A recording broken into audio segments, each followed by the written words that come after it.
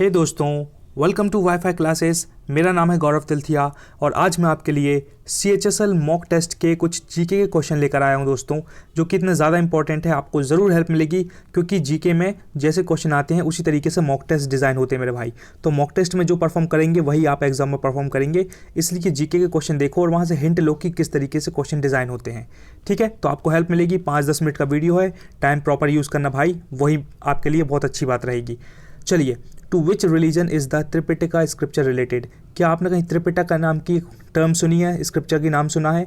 तो पक्का सुना होगा दोस्तों, बुद्धिज़्म से रिलेटेड है। अगर आपने गौतम बुद्ध के बारे में सारा प्रॉपर पढ़ा होगा तो आपको ये वाला क्वेश्चन बन जाता कि त्रिपिटका मतलब क्या होता है। ठीक है, तो अगर किसी को कन्फ्यूजन होती है कि मैं कहाँ से पढ़ूंगा बुद्धिज़्म के बारे में, दोस्तों I am making this video to help you, है ना। तो मैंने गौतम बुद्ध के बारे में सारा कुछ पढ़ा दिया है ना, शानदार तरीके से। तो लिंक डिस्क्रिप्शन में मिल जाएगी, जाके देख लेना, आपको बहुत हेल्प मिलेगी। और अगर गौतम बुद्ध से क्वेश्चन आ गया तो आप धूम मचा दोगे, टिक लगा दोगे। बस यही हेल्प करना चाहता हूँ, आप समझ लेना इस बात को। हाँ, जैसे मैंने बुद्धिज़्म पढ़ाया उसी तरीके से मैंने जैनिज़्म के बारे में पढ़ा दिया भैया, कि अपने 24 नंबर के तीर्थंकर कौन थे, अपने महावीर थे, है ना। महावीर का जन्म क्या हुआ, उनको कब निर्वाण प्राप्त हुआ, उनको मतलब ज्ञान की प्राप्ति कब हुई, सारा कुछ बताया मैंने with the help of tricks. अच्छे से याद करवाया, तो ज़रूर जाके देखिएगा। ओके, इसके बारे में फटाफट पढ़ लो दोस्तों, बुद्धिज़्म के बारे में। These are Vinaya Pitaka, Sutta Pitaka and Abhidhamma Pitaka. Examiner talented है, वो क्वेश्चन पूछ लेगा और 4 ऑप्शन दे देगा, एक लिख के दे देगा विनय पिटाका, सुट्ट पिटाका, अभिधम पिटाका, और एक कहीं का नकली सा कहीं का पिटाका लिख के दे देगा, फालतू सा। तो वो पूछ लेगा कि इसमें से कौन सा बुद्धिज़्म से रिलेटेड नहीं है। तो ये 3 अगर आपको पता है तो चौथे पर आप आंसर लगा दोगे। इस तरीके से क्वेश्चन आएगा। ठीक है, आगे पढ़िए। ये क्या है दोस्तों, ये वाला, in Vinaya Pitaka thoughts related to the conduct of Buddhist monks are found. Examiner question ये भी पूछ सकता है कि भैया विनय पिटाका में किस चीज़ के बारे में बात करी गई है। तो दोस्तों बुद्धिस्ट मॉन्क के कंडक्ट के बारे में बात करी है। ठीक है, तो मैंने ट्रिक ये बनाई थी कि विनय नाम का एक मेरा दोस्त था, उसका कंडक्ट बहुत अच्छा है, तो इस तरीके से मुझे याद हो गया, मैंने आपको बता दिया। Second, Sutta Pitaka contains a collection of sermons by Mahatma Buddha. ये मैंने कैसे याद रखा था, सुट्टा पिटाके के अंदर वर्ड आ रहा एस और सरमन के अंदर भी आ रहा एस। तो बस मैंने थोड़ा सा लिंक कर लिया कि भैया सुट्टा पिटाका एस से रिलेटेड है, मतलब सरमन से रिलेटेड है, जो उनके प्रवचन होते हैं उससे रिलेटेड है। और विनय वाली बात है, विनय का कंडक्ट अच्छा है तो वो कंडक्ट से रिलेटेड है। इस तरीके से आपको लिंक करके याद करना पड़ेगा, तभी नंबर बढ़ेंगे आपके दोस्तों। तीसरा क्या था, while Abhidhamma Pitaka discusses Buddhist philosophy, है ना। अभिधम पिटाका में क्या है, बुद्धिस्ट फिलॉसफी के बारे में बात करी है। ये मैंने ऐसे याद किया कि एक फालतू का कहीं का दोस्त है, वो इधर उधर की फिलॉसफी झाड़ रहा, मैंने उठाया और धम्म दिए उसके 3-4 पीठ में। तो भैया मैंने ट्रिक बना ली कि Abhidhamma Pitaka is related to Buddhist philosophy. Okay, ऐसे याद करना, तभी याद रहेगा दोस्तों। दीज पिटाकाज और ऑल्सो कॉल्ड त्रिपिटाका, है ना। इन्हीं पिटाका को त्रिपिटाका बोलते हैं। और अगर ये पता था तो आप टिक लगा देते और आगे बढ़ जाते। और देखो एक और चीज़ आ सकती है question, the language of Tripitaka is Pali. अब बुद्धिज्म के बारे में जो भी बात होगी ना दोस्तों, वो पाली लैंग्वेज में बात होगी, है ना, क्योंकि उस टाइम पे पाली लैंग्वेज चलती थी। तो क्वेश्चन ये भी आ सकता है कि भैया बुद्धिज्म के टाइम पे कौन सी लैंग्वेज चलती थी, पाली चलती थी, फाली चलती थी, माली चलती थी। दंड तूफान गंदे से क्वेश्चन दे देंगे। अगर आपको पता है कि पाली, तो आप धूम मचा दोगे। और धूम मचाने के लिए थोड़ा सा अच्छे से पढ़ना है। ये देखो एक और शानदार बात, एडिशनल इन्फॉर्मेशन क्या है दोस्तों, कि जो अपनी बुद्धिस्ट काउंसिल कहाँ कहाँ हुई थी और किसके संरक्षण में हुई थी। बहुत ही ज़्यादा इंपॉर्टेंट है, इसको ज़रूर रट लेना, पढ़ लेना। मैंने ट्रिक बताई थी RVPK। ठीक है, तो R से बना अपना राजगीरा, B से बना वैशाली, P से बना पाटलिपुत्र और K से बना कश्मीर। तो ये 4 प्लेस को नाम तो ज़रूर याद रखिएगा। अगर पहला पूछ लिया कि पहली बुद्धिस्ट काउंसिल कौन सी जगह में हुई थी, तो दोस्तों वो R से मतलब RVPK। R से राजगीरा में हुई थी पहली, दूसरी हुई थी वैशाली में, P से पाटलिपुत्र और K से कश्मीर। तो 4 जगह आपको याद हो गई। लेकिन अब आपको ये भी याद रखना पड़ेगा, वो क्वेश्चन पूछ लेगा एग्जामिनर कि जो राजगीरा में जो बुद्धिस्ट काउंसिल हुई थी वो किसके संरक्षण में हुई थी, किसने ऑर्गेनाइज करवाई थी, अजातशत्रु ने करवाई थी दोस्तों। ये आपको याद करना पड़ेगा। आप हर जगह ट्रिक नहीं बना सकते, मैं बता रहा हूँ, आपकी हेल्प करना चाहता हूँ। तो इस बात को आप समझिएगा कि कुछ चीज़ आपको याद करनी ही पड़ेगी। तो अजातशत्रु ने जो करवाई थी वो राजगिरी में हुई थी। वैशाली में जो हुई थी वो काला अशोका के संरक्षण में हुई थी। याद रखना पड़ेगा, कोई तरीका नहीं है। पाटलिपुत्र का तो पता ही होगा आपका, अशोक, तो इजी हो जाएगा। अशोक का पाटलिपुत्र एक तो याद रहेगा। राजगिरी में क्या, अजातशत्रु। ऐसे याद कर लो कि जो शत्रु होता है ना, शत्रु वो राज नहीं करने देता है, हर कभी अटैक कर देता है। इस तरीके से लिंक कर लेना कि राजगिरी से कुछ बात आई थी कि जो शत्रु था, शत्रु राज नहीं करने देता राजा लोगों को, तो राजगिरा, ऐसे याद करना। सेकंड वाला काला अशोक आपको याद रख लेना, है ना, वैशाली। ठीक है, काला अशोक याद रख लेना आप। और फोर्थ वाला क्या है, और कश्मीर में हुई थी कनिष्का, तो के का कनिष्का हो गया याद। पहला क्या है, शत्रु राज नहीं करने देता, राजगिरे। काला अशोक का वैशाली आपको याद रखना पड़ेगा, और अशोक की पाटलिपुत्र सबको पता है, और कनिष्का में कश्मीर, तो कनिष्का के संरक्षण में कश्मीर में हुई थी, ऐसा याद कर लेना। यहाँ से क्वेश्चन जरूर बनेगा दोस्तों, ध्यान रख लेना। मतलब आपको लग रहा होगा कि मैं सही चीज़ हेल्प करना चाहता हूँ तो ज़रूर अच्छे से पढ़ना। और भी आ सकता है कि भैया उस टाइम पर प्रेसिडेंट कौन था, तो आपको ये भी याद करना पड़ेगा यार, थोड़ा तो करना ही पड़ेगा, कोई दिक्कत नहीं है। पहली वाली राजगिरा की बात आएगी तो महाकश्यपन जो प्रेसिडेंट थे, सेकंड के टाइम में सपकामी, थर्ड के टाइम पे मोगिली पुट्टाटिसा, अजीब सा नाम है लेकिन याद करना पड़ेगा, कोई तरीका नहीं। फोर्थ है वासुमित्र। तो दोस्तों इस चार्ट को ज़रूर याद रख लेना, अगर आप सिंसियर बंदे हैं, लाइफ में ज़रूर ग्रोथ चाहिए और नंबर बढ़ाने, तो ज़रूर इसको तोते की तरह याद कर लेना भाई, है ना।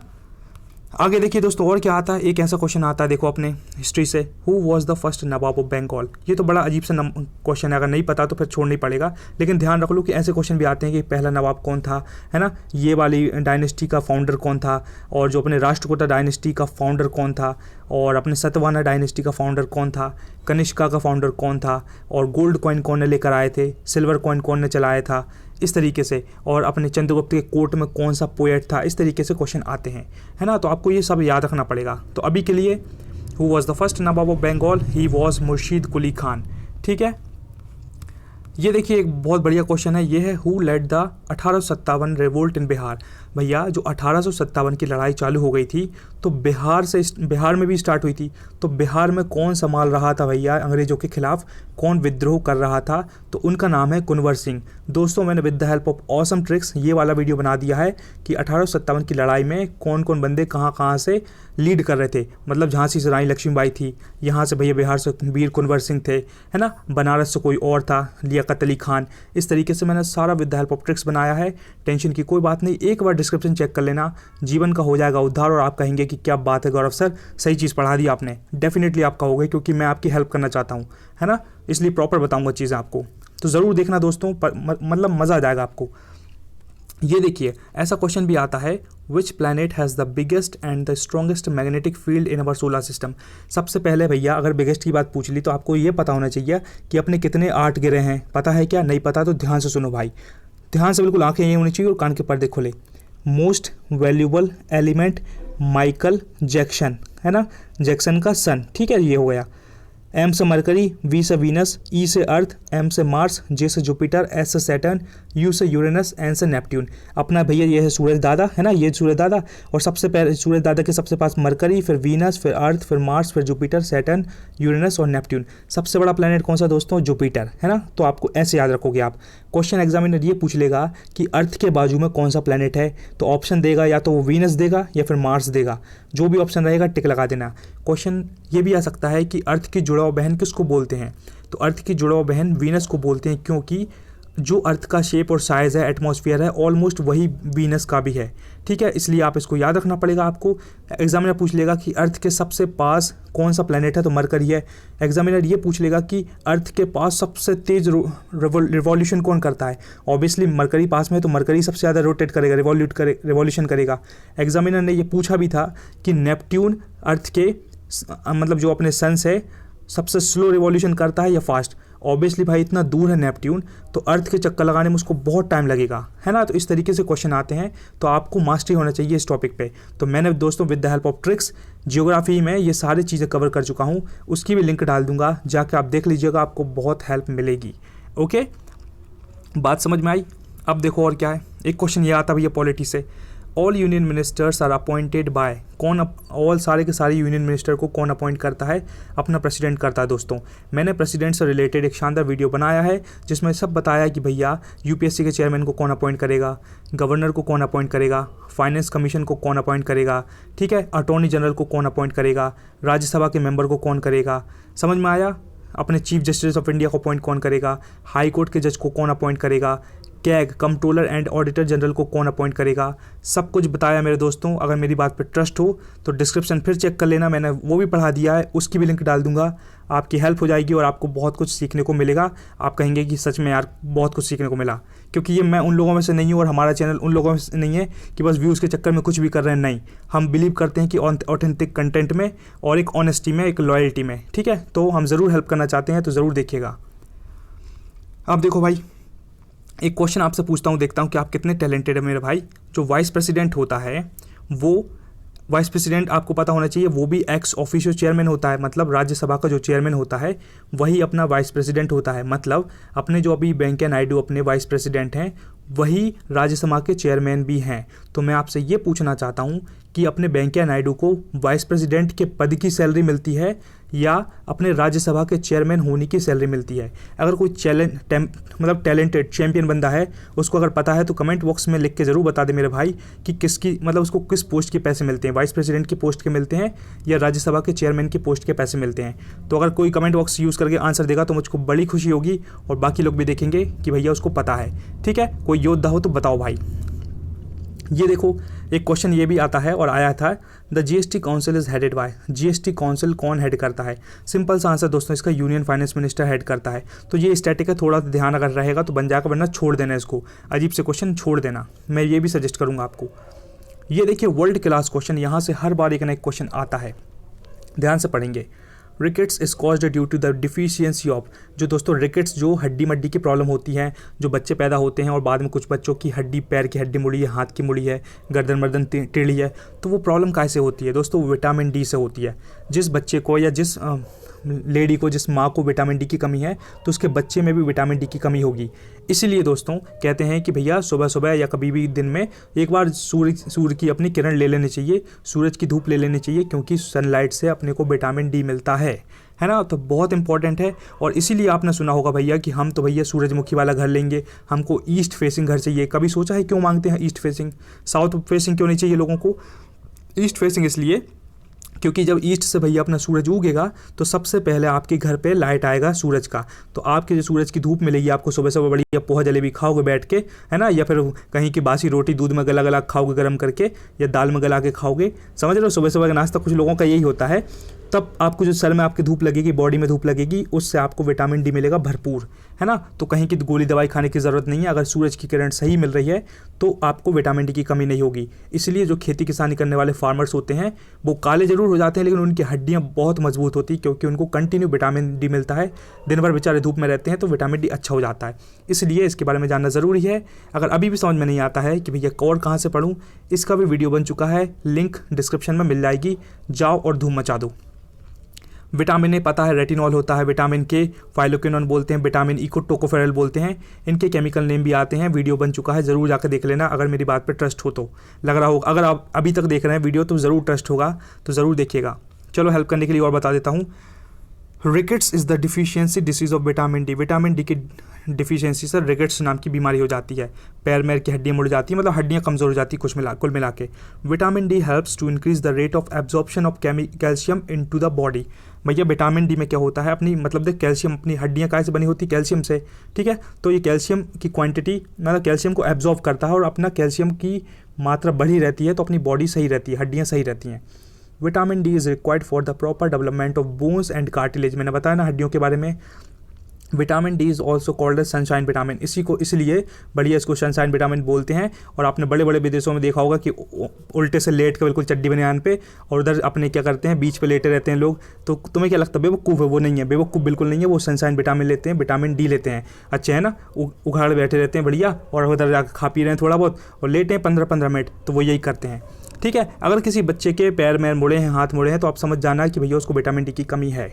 चलिए आगे देखिए, ये भी देख लो भाई, इससे भी आपको बहुत हेल्प मिलेगी। Vitamin A is also called as retinol. देखो ये भी क्वेश्चन आ सकता है, एग्जामिनर पूछ लेगा vitamin A is also called as retinol. पता है आपको? नहीं पता तो जान लो, इसका केमिकल नेम रेटिनॉल है, ठीक है। Second, it helps in good eye sight and maintains healthy eyes. अगर विटामिन ए की कमी है किसी को तो उसको आंखों की प्रॉब्लम होगी, उसको कहीं धुंधला दिखेगा, कहीं कुछ होगा। इसलिए भैया विटामिन ए मतलब जैसे कैरेट ककड़ी उसमें मिलता है, अपने गाजर वगैरह में मिलता है ना, तो ज़रूर गाजर वगैरह खूब खानी चाहिए, उससे आंखें सही रहेंगी आपकी, ठीक है। और भी जो पालक वगैरह होता है उसमें भी मिलता है। नाइट ब्लाइंडनेस एंड, ये भी आ सकता है, नाइट ब्लाइंडनेस एंड ज़ेरोपेथेलिमिया, बहुत इंपॉर्टेंट, ये टर्म याद रखना। वो बोल देंगे vitamin A is related to xerophthalmia लिख देंगे और 3 फर्जी नाम लिख देंगे, आपको अगर पता है टिक लगा देना। ऐसे क्वेश्चन आते हैं, इसलिए आपको टॉपिक पर मास्टरी करनी पड़ेगी, रटना नहीं है, समझना है। तो नाइट ब्लाइंडनेस एंड ज़ेरोपेथेलिमिया और the deficiency diseases of vitamin A. Vitamin A की डिफिशियंसी से नाइट ब्लाइंडनेस की बीमारी होती है, और ज़ेरोपेथेलिमिया बोलते हैं दूसरी टर्म में इसको, है ना, आंखों से रिलेटेड है, ये भी ध्यान रखिएगा। सेकंड पॉइंट है haemorrhage is the deficiency disease of vitamin के। अगर विटामिन के की डिफिशियंसी है तो हैमरेज होने का टेंशन है। अब मैं आपसे क्वेश्चन पूछता हूँ कि हैमरेज क्या होता है। कोई चैंपियन हो तो ज़रूर बताएं मुझे कि हैमरेज क्या होता है। मैं तो बता दूंगा, बट मैं चाहता हूँ कि आप गूगल पर सर्च करें और उसकी हेल्प से जानें चीज़ें क्या होता है। ये देखिए, vitamin E is a fat soluble vitamin. Vitamin E एक फैट सॉल्युबल विटामिन है। इसमें क्या होता है, sterility is the deficiency disease of vitamin E. देखो भाई ध्यान से सुनो, अगर किसी के अंदर विटामिन ई की कमी है तो ये मान के चलो वो ये बन जाएगा, है ना, ठीक है। इसलिए बन जाएगा क्योंकि क्या है उसमें, वो कहते हैं नपुंसकता बोलेंगे, इंग्लिश में बोलते हैं उसको क्या, इम्पोर्टेंट बोलते हैं। तो मतलब ना वो मर्द रहेगा ना औरत रहेगा, मतलब वही वो बीच वाली हालत आ जाएगी। तो विटामिन ई की कमी भी नहीं होना चाहिए मेरे भाई, इसलिए विटामिन ई भरपूर मिलना चाहिए। जहाँ जाके फल फ्रूट आते हैं सब खा डालो, है ना। विटामिन ई की कमी नहीं होनी चाहिए। समझ में आया मैं क्या कहना चाह रहा हूँ। ये बन जाता है इंसान, ठीक है। अब नाम बोलूँगा तो अच्छा नहीं लगेगा खुद को बोलने में। ये देखिए, in a photo cell light energy is converted into dash energy. दोस्तों फोटो सेल का सीधा सीधा मतलब ये है कि अपने छत पे जो सोलर पैनल की प्लेट लगी होती हैं, आपने कई जगह देखा होगा, कॉलेज में, खेतों में। सोलर पैनल क्या करता है, सूरज के सनलाइट को इलेक्ट्रिकल एनर्जी में कन्वर्ट करता है। उसी को बोलते हैं फोटो सेल या फोटो वोल्टिक सेल। तो photo cell converts the light energy into electrical energy. याद रखिएगा, ऐसा क्वेश्चन आता है, ठीक है। और क्या भाई, देखो आगे फटाफट बताता हूँ। ये सिंपल सा क्वेश्चन भी आया है, what is the formula of glucose. आदमी हर कुछ रट रहा है लेकिन बेसिक चीज़ें नहीं पता। इसका फॉर्मूला होता है C6H12O6। इसका ग्लूकोज का फॉर्मूला होता है, बहुत सिंपल है, याद रखिएगा, है ना। और क्या है भाई, देखो ये क्वेश्चन ये आया है, USB पेन ड्राइव इन is which type of storage device. तो ये सेकेंडरी डिवाइस होती है। तो कंप्यूटर की बेसिक चीज़ों का नॉलेज ले लें दोस्तों आप, है ना। बेसिक चीज़ों का मैं एक आध दिन क्या करूँगा, कंप्यूटर कुछ फुल फॉर्म और कुछ बेसिक चीज़ें आपको बता दूंगा कि भैया कौन सी इनपुट डिवाइस होती है, कौन आउटपुट होती है, कौन सा हार्डवेयर होता है, कौन सा सॉफ्टवेयर होता है, कौन सा एंटीवायरस होता है, कौन सा ऑपरेटिंग सिस्टम होता है। अगर कोई कहेगा तो मैं वीडियो बना दूंगा उसके लिए, ठीक है। लेकिन अभी जो मैं आपको लिंक डाल दे रहा हूँ डिस्क्रिप्शन में, वो ज़रूर देखिएगा, आपको बहुत हेल्प मिलेगी, है ना। और क्या, देखो एक ये क्वेश्चन है, the first computer made available for commercial use was Unibic. ये ENIAC गलत हो गया था, तो यूनिबिक नाम का कंप्यूटर था पहला जो अवेलेबल हो गया था कमर्शियल यूज़ के लिए। तो कंप्यूटर से ऐसे बेसिक क्वेश्चन आते हैं तो गलत नहीं होने चाहिए, थोड़ा सा पढ़ लेना भाई। फुल फॉर्म वगैरह आते हैं, मैं अगर आपसे पूछ लूँ कि HTTP का फुल फॉर्म क्या होता है, HTTP का फुल फॉर्म क्या होता है, USB का क्या होता है, अगर कोई चैंपियन है तो बताओ मेरे भाई, मैं चाहता हूँ कि आप पता हो। कंप्यूटर का फुल फॉर्म क्या होता है, कंप्यूटर बचपन में खूब रटते थे हम, है ना। कंप्यूटर का फुल फॉर्म क्या होता है, और क्या पूछ लूँ मैं आपसे, उसका बताओ, क्या बोलते हैं, UPS का बताओ। घर में जो UPS होता है आपके TV के उसमें लगा होता है, UPS का फुल फॉर्म बताओ, बहुत इंपॉर्टेंट है ये। और क्या दोस्तों, बस इतना ही बताना था दोस्तों आपको। मुझे होप है कि बहुत पसंद आया होगा। Thanks for watching this video. Please do comment if you really like this video, और शेयर कर दो अपने बेस्ट फ्रेंड को जिसकी लाइफ में आप ग्रोथ देखना चाहते हैं, जिसकी आप केयर करते हैं, जिसको आप प्यार करते हैं, उसको ज़रूर शेयर करें और उसको बताएं भाई यहाँ से पढ़ो और इंप्रूव करो लाइफ में। और कमेंट करके इसलिए बताना ज़रूरी क्योंकि मुझे पता चलता है कि मैं क्या कर रहा हूँ, मैं सही पढ़ा रहा हूँ कि नहीं भाई, इसलिए कमेंट करना ज़रूरी है। मैं इंतजार करता हूँ लोगों के कमेंट का कि कोई कमेंट करके बताएगा कि वीडियो कैसा लगा। तो I would love to see your comment, so please comment, do comment, है ना भाई। और क्या है भैया, अगर सब्सक्राइब कर लो भाई, अगर लगता है कि कंटेंट जेन्युइन है, बंदा जेन्युइन है और वैल्यू प्रोवाइड हुई है, कुछ सीखने को मिला है, तो सब्सक्राइब कर लो ताकि आने वाले वीडियो मिस ना हो। और आपकी हेल्प करने के लिए मैं डिस्क्रिप्शन में लिंक डाल दूंगा शानदार with the help of tricks वाले वीडियो, तो ज़रूर देखिए और इंप्रूव करिए क्योंकि एग्जाम आना है और धूम मचाना है और क्रैक करना है। और लास्ट बात दोस्तों, दुनिया की सबसे खतरनाक बात, revision is the key. Never under estimate the power of revision. 5 से 6 घंटे हर दिन जो बंदा पढ़ाई करेगा, जनवरी, फरवरी, मार्च, अप्रैल, मई, जून, जुलाई, अगस्त, सितंबर, अक्टूबर, नवंबर, दिसंबर, उसका सिलेक्शन होने के से दुनिया की कोई ताकत उसको रोक नहीं सकती। क्या आप दिल पे हाथ रख के बोल दो, क्या मैं हर दिन 5 से 6 घंटे पढ़ाई करता हूँ, हर दिन दुनिया इधर की हो जाए, कुछ भी हो जाए, कुछ भी, कोई कुछ भी कर ले, कोई कुछ भी हो जाए, लेकिन तुम कंसिस्टेंट हार्डवर्क कर रहे हो, अगर कर रहे हो तो आपका सिलेक्शन होगा भाई, ज़रूर होगा, ज़रूर होगा ही होगा। इसलिए कंसिस्टेंट हार्डवर्क करो, खुद पर बिलीव करो, खुद पर प्राउड होगा कि yes I am working hard every single day towards my dream, है ना। बस इतना कहूँगा दोस्तों, thank you so much. Never ever give up, be consistent towards a goal and be proud of who you are. Okay, अपनी image बनाना बहुत ज़रूरी है, अपने आप पर गर्व करो, हम जो भी हैं बहुत शानदार हैं और बहुत अच्छा करेंगे, है ना। चलो बाय।